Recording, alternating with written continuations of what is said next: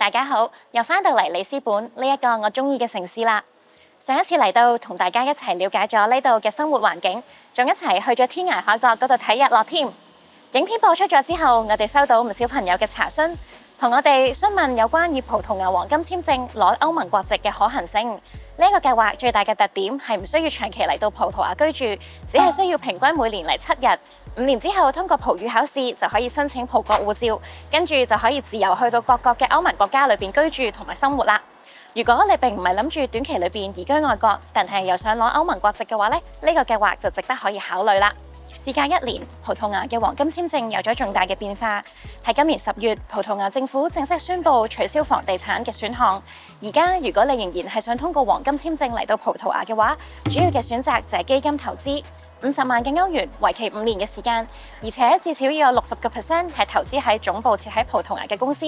有見及此，今次我專程返到嚟呢一度，同大家一齊了解下呢一度嘅民生嘅生活，睇下究竟有邊一個行業、邊一隻嘅基金係值得投資。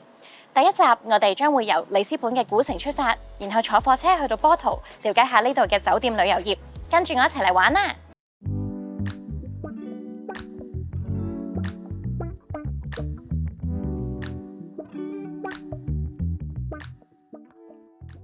經過幾年嘅疫情，歐洲嘅旅遊業已經復甦，葡萄牙嘅酒店業亦都有穩定嘅增長。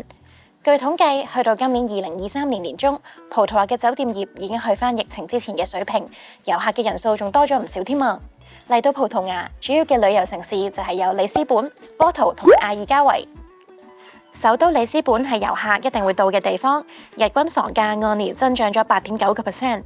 未來2年，葡萄牙預計會有130間酒店落成，其中有37個項目會坐落喺里斯本嘅大都會區，即係 Greater Lisbon。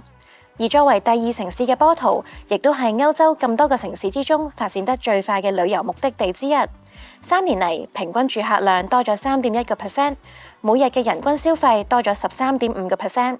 其次，南邊嘅阿爾加維有全國1/3嘅遊客容量，深受外國遊客嘅鍾意。佢嘅日均房價按年增長有17.5%。除此之外，馬德拉群島更加係全年受歡迎嘅旅遊區，每年大概有100萬嘅遊客到訪，係當地人口嘅3倍啊！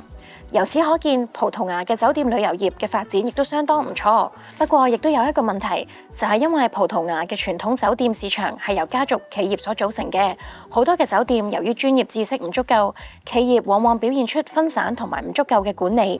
而一啲嘅酒店旅遊基金就睇中咗呢一個情況，出資去收購一啲被低估嘅酒店，將佢重新定位為高收益嘅酒店、酒店式公寓同埋服務式住宅。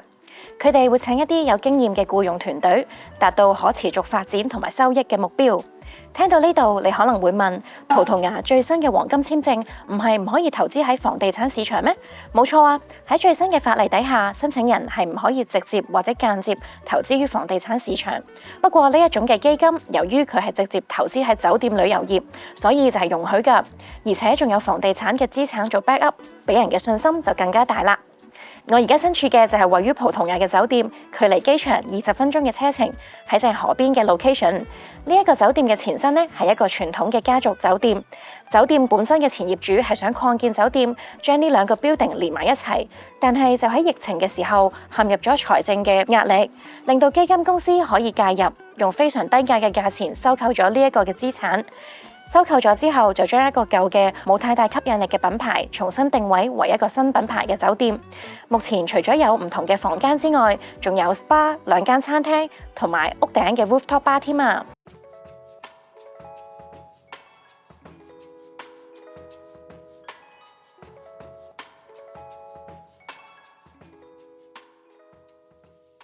咁我哋啱啱就睇咗喺波圖嘅酒店啦，而家就一齊我哋訪問下佢呢一個基金嘅創辦人，了解下呢個基金嘅詳情先。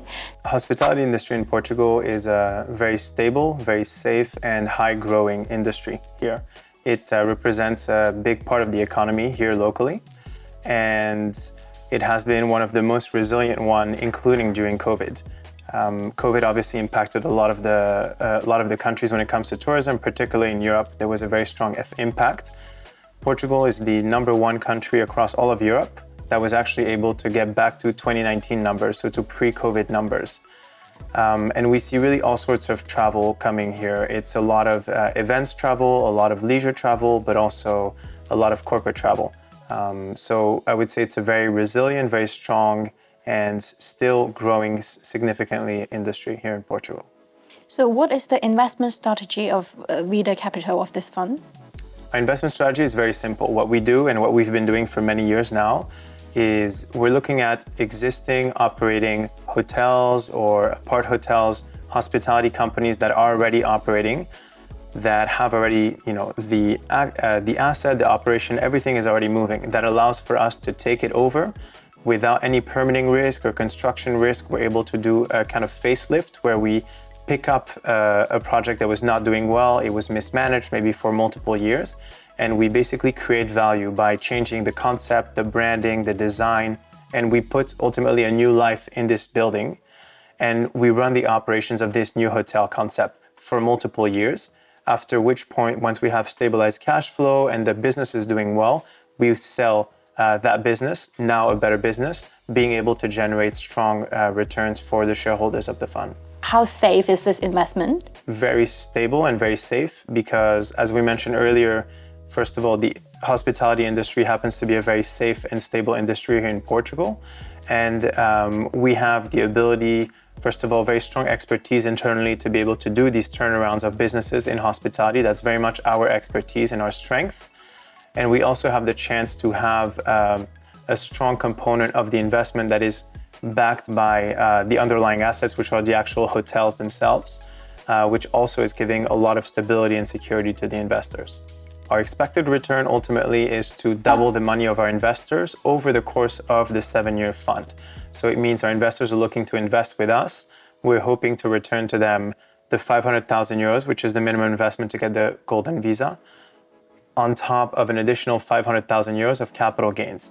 The interesting thing also with that return is that it is completely tax exempt here in Portugal. So it would be a 500,000 euro gain that is completely net of taxes.